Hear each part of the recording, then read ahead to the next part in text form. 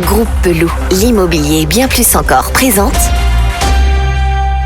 Sud Radio, le grand matin week-end, Osez investir le club, 9h30, 10h, Thomas Binet. Nous vous retrouvons après cette courte pause avec Robert Laffont, éditeur de presse. Thomas, vous allez nous présenter notre invité à travers son portrait inattendu.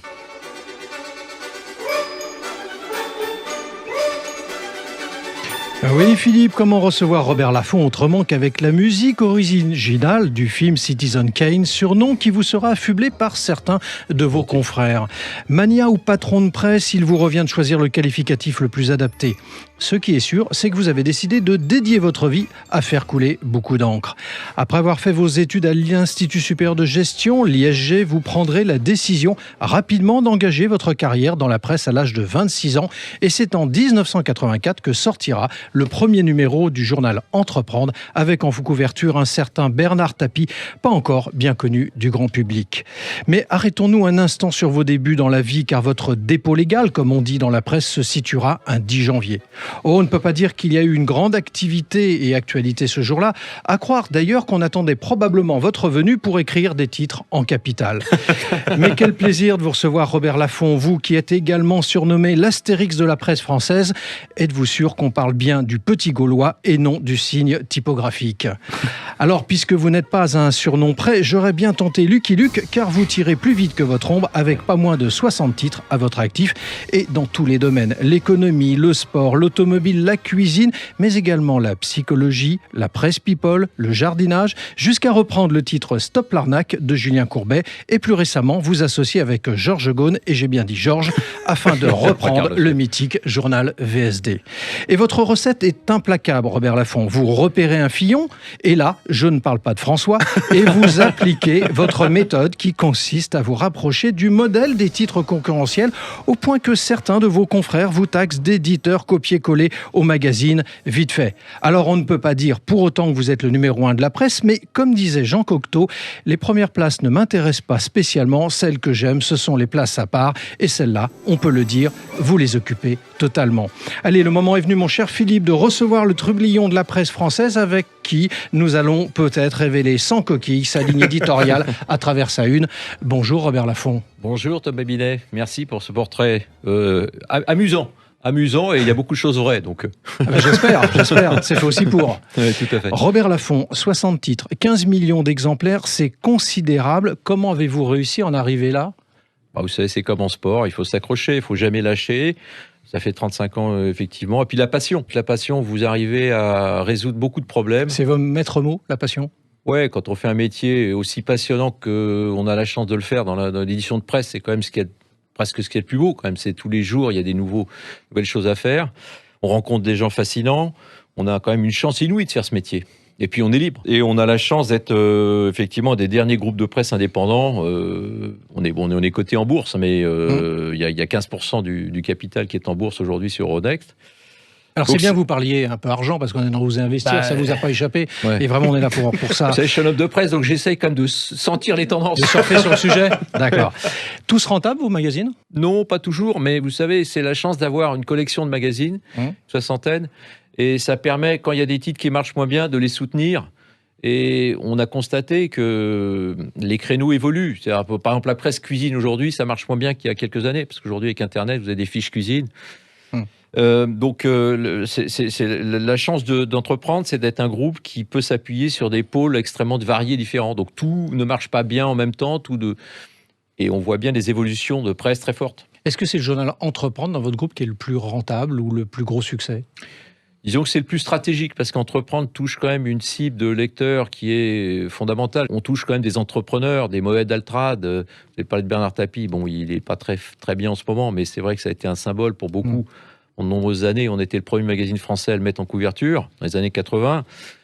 Mais on a Vincent Bolloré, on a des gens comme ça. Donc, c'est vrai qu'Entreprendre est un magazine qui nous tient à cœur parce qu'il pousse les gens dans la bonne direction. Philippe. Robert Laffont, Thomas vous a parlé des grands groupes de presse. Quel effet ça vous fait de voir des groupes, des titres qui appartiennent à des manias qui sont massivement subventionnés par l'État, et vous qui a priori touchez 0 centime de subvention, vous en pensez quoi ? Vous êtes bien informé, cher Philippe. Oui. Effectivement, on n'en touche rien, mais bon, j'allais dire c'est presque fait pour, parce que Vous savez que les aides, le MEDEF disait que les aides aux entreprises allaient aux grands groupes. C'est vrai aussi dans la presse. Je pense que c'est une aberration. C'est-à-dire que je pense que c'est pas bien, c'est pas sain, parce que finalement, ça maintient des titres qui pourraient pas forcément exister et qui permettraient à d'autres d'exister. Parce que n'oublions jamais quand même que la liberté d'entreprendre, c'est de permettre. La vie est un éternel recommencement. Donc quand il y a des titres qui s'arrêtent, il y en a heureusement d'autres qui peuvent se créer. Donc ça, c'est une première chose. Et puis, on s'aperçoit que cet argent va dans les mains des Bernard Arnault, ou d'Assaut. Je ne crois pas que le groupe Dassault avec le Figaro ait besoin des 15-20 millions d'euros qui touchent chaque année pour le Figaro. Vous voyez, donc ça ne me paraît pas très utile, effectivement. Robert Laffont, à l'heure du digital, avec toutes les offres qui sont proposées, est-ce que c'est encore rentable de faire la presse comme vous la faites ? Alors, le digital peut être un atout aussi pour la presse, parce que ce qui est génial avec le digital, un magazine comme Entreprendre, par exemple, vous pouvez le lire à Rio de Janeiro, sur la plage, avec votre smartphone, ce qui n'était pas le cas il y a encore 10 ans. Donc, le digital permet à la presse écrite, si vous voulez, de prendre une dimension qu'il n'aurait pas sans cet outil fantastique. Donc, ça, c'est une première réflexion. Et puis, deuxième chose, on s'aperçoit quand même que tous les magazines, maintenant, vont avoir leur site. Nous, on a Entreprendre.fr, on vient de lancer le quotidien du sport, parce qu'on a un gros groupe de presse sportive. On a pas mal de journaux sportifs, et là on vient de lancer quotidiendusport.fr, qui est un site gratuit, si vous voulez, qui va donner une audience supplémentaire à nos contenus journalistiques. Donc Internet, il ne faut pas le voir comme une opposition à la presse écrite, c'est très complémentaire, mais je crois que le papier va rester, parce que le papier, d'abord c'est agréable de lire un journal, c'est agréable de feuilleter, c'est agréable, une belle photo, etc. C'est quand même plus agréable. Et c'est une sécurité.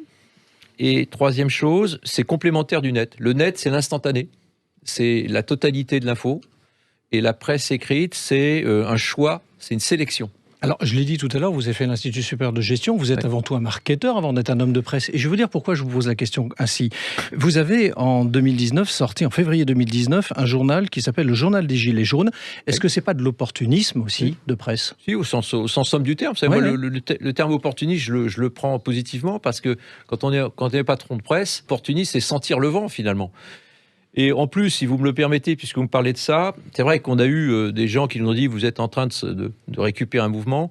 Non, je pense que moi, je voyais ces braves gens, parce qu'au départ, c'était quand même des braves gens au coin dans les ronds-points qui avaient du mal qui travaillaient, qui avaient du mal à finir leur fin de mois. C'est des braves gens, et ça m'a touché. Et finalement, ils n'avaient pas on ne les faisait pas parler. On faisait parler quelques leaders, mais ils avaient besoin de s'exprimer. Donc je me suis dit, un journal, c'est ce qui leur manque, ce qui leur permettra de s'exprimer. Alors on a fait plusieurs numéros. Après, le mouvement a connu les vicissitudes que vous connaissez. Bon. Vous avez fait tellement de titres. Est-ce qu'il y a un type de journal que vous êtes, pour raison peut-être éthique, promis de ne jamais faire ? Écoutez, j'aime pas la presse. Alors, je vais vous dire, c'est une bonne question, Philippe.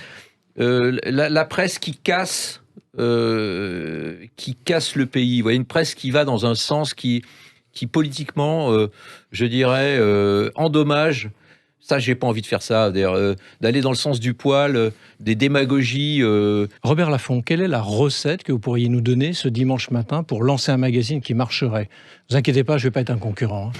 Non, mais ça, j'en suis revenu. Vous savez, des concurrents, j'étais un peu parano au début. Je croyais que tout le monde voulait faire comme moi, mais en fait, il n'y a pas beaucoup de gens qui se mettent à leur compte pour créer des journaux. Malheureusement, d'ailleurs, ce serait toujours bien une bonne chose. Quelle recette alors pour Non, mais la lancer un recette, magazine ? c'est de faire un journal qu'on a envie de lire. À mon avis, ça, c'est une bonne chose. Bon, à condition d'être pas original non plus, parce que. Mais à partir du moment où vous avez des gens passionnés, à partir du moment où vous avez des gens qui s'intéressent à des sujets, par exemple. Sur Napoléon, là on est en train de réfléchir à un magazine sur Napoléon. C'est très particulier quand même. Oui, mais vous avez en France des gens qui ont des passions. Là, on vient de lancer le magazine des arts, par exemple. Il y a des gens, ça intéresse plein de gens. On vient de lancer, pareil, je vous donne un autre exemple, le fitness, magazine du fitness. Ça n'existait pas, et pourtant il y a plein de gens qui bon, ils vont pas dans les salles de sport en ce moment, mais c'est clair. Donc il faut, je pense, s'adresser à une cible. Est-ce que vous conseilleriez à quelqu'un aujourd'hui de se lancer là-dedans ? Dans la presse écrite ? Ouais. Je pense qu'il faut avoir une vision globale. Aujourd'hui, il faut réfléchir, vous avez parlé tout à l'heure, Internet, presse écrite, web télé. Je pense que globalement, il y a beaucoup de choses à faire encore, y compris dans l'information.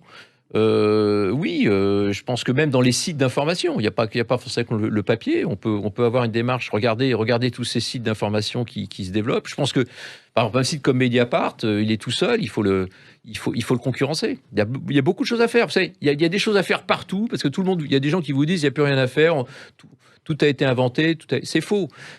Je vais vous donner une phrase de Jean-Claude Decaux, qui est un très grand entrepreneur.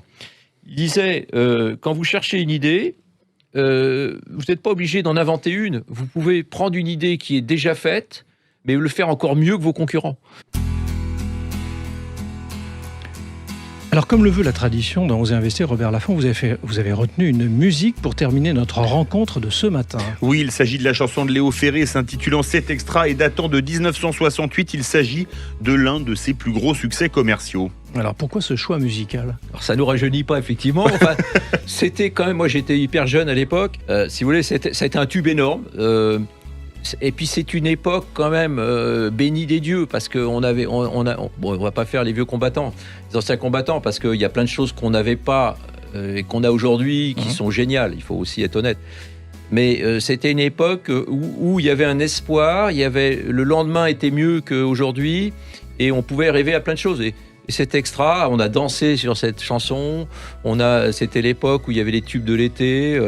Donc ça plaisait à tout le monde, vous voyez. Et puis c'est positif, cet extra, c'est positif. Tout le monde peut le faire dans n'importe quel domaine. Merci à vous d'être passé du côté d'Osez Investir ce dimanche matin. C'était le 79e numéro, mon cher Thomas. Et vous pouvez retrouver l'intégralité de l'émission sur sudradio.fr ou dans oseinvestir.fr ou sur tous les systèmes digitaux. Merci de votre fidélité. Et à dimanche prochain.